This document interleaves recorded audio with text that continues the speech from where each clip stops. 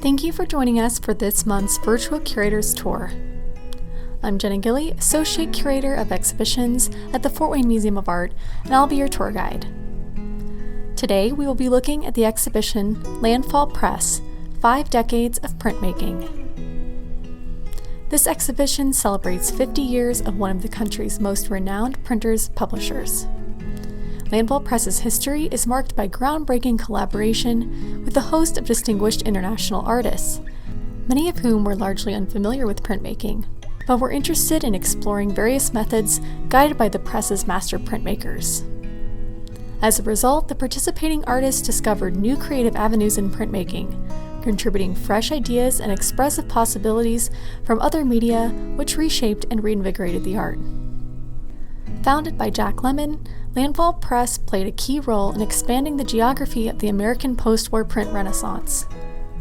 In the late 1950s and 60s, new printmaking workshops, including Universal Limited Art Editions, Tamarind Lithography Workshop, and Gemini GEL, opened on the East and West Coasts. Lemmon helped bring this printmaking revival to the Midwest. He learned lithography at the Kansas City Art Institute, later establishing and directing lithography workshops there in 1965, and at the Nova Scotia College of Art and Design in 1968. He opened Landfall Press in Chicago in 1970, effectively creating a new printmaking hub that attracted artists from around the country. Landfall Press is known for its outstanding innovation and exacting technical standards. It specialized in lithography, but also produced etchings, woodcuts, books, and multiples, redefining what a print can be. Landfall Press operated out of Chicago for 35 years until it relocated to Santa Fe, New Mexico in 2004, where it continued to print and publish editions until 2020. The first work we'll be discussing comes from Landfall Press's first era at 63 West Ontario Street, Chicago, a 900-square-foot studio which welcomed some of the leading artists of the day, including Christo, Sol LeWitt, Philip Perlstein, and the creator of this work, Chuck Close. Keith 4, a lithograph on paper, was created in 1975, just 4 years after Close's first major museum show. Known for his photorealist paintings and drawings, Keith 4 depicts Keith Hollingworth, a ceramics instructor at the University of Massachusetts Amherst, whom the artist taught with in the 1960s. Landfall Press developed a way for Close to apply printing touche, or greasy lithography ink, in the same airbrush method he used in his studio. Working down the lithography stone in small squares on a grid, Close would vary the pressure and location of each dot, one at a time, to create the final image. To break up the monotony, the artist was bought a small TV, and as Jack Lemmon recounts, he worked to the sound of soap operas, punctuated with little bursts of air. In this scientific and ultra-magnified way of working, the created portrait becomes less about the identity of the sitter, who stares at us blankly, and more about the technique or artistic process. Close suffered from severe dyslexia and prosopagnosia, or face blindness. He has stated that these challenges have birthed his now iconic style. Quote, "Almost every decision I've made as an artist is an outcome of my particular learning disorders.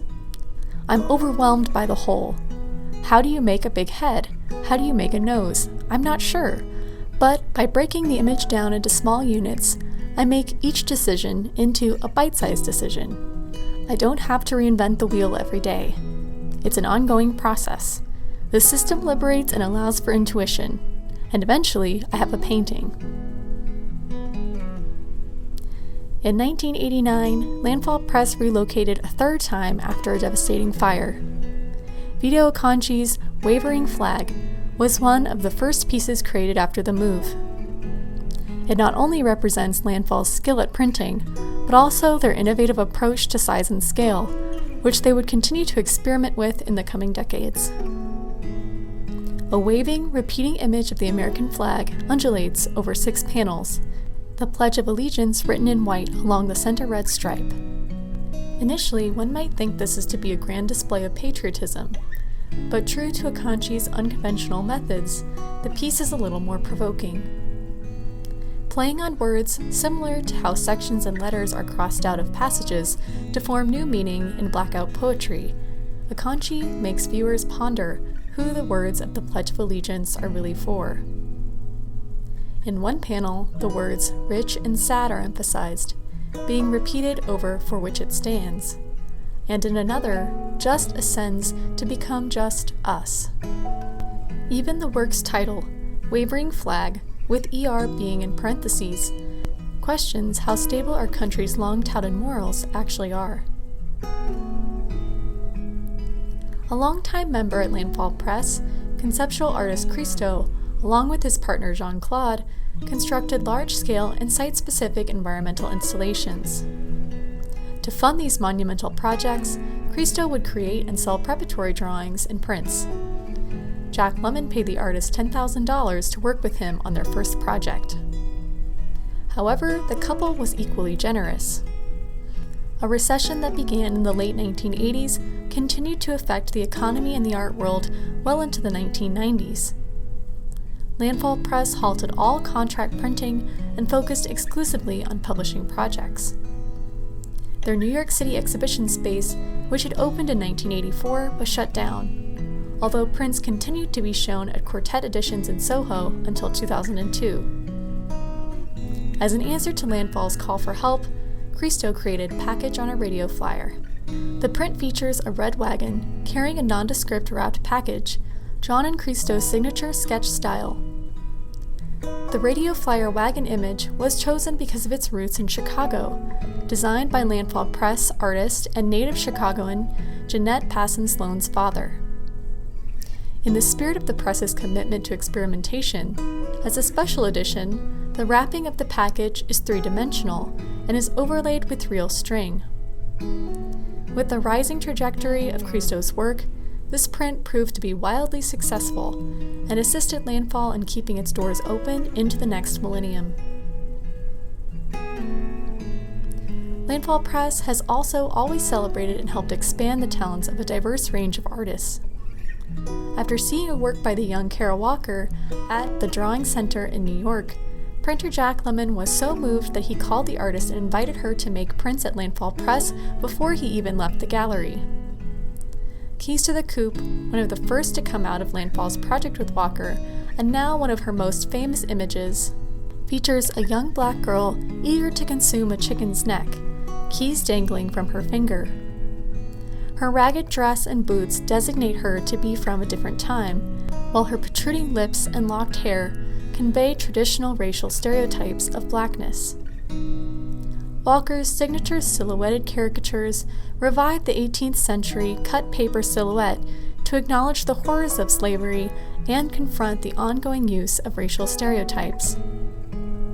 Usually depicting genteel Victorian ladies, by replacing their delicate countenance with uncomfortable, sometimes grotesque tableaus of black subjects, Walker asks us to consider the uncaptured imagery and unfair representations of blackness in the antebellum South.